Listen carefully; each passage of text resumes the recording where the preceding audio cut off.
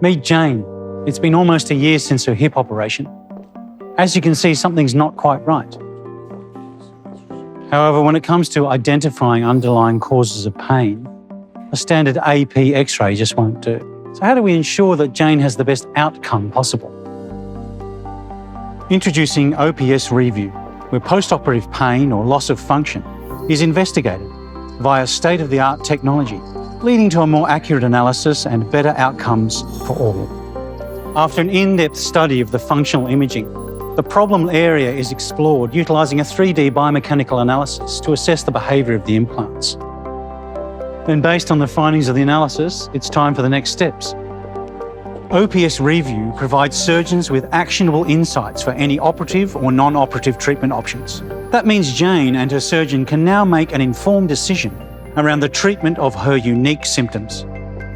OPSReView, because every patient deserves a positive outcome.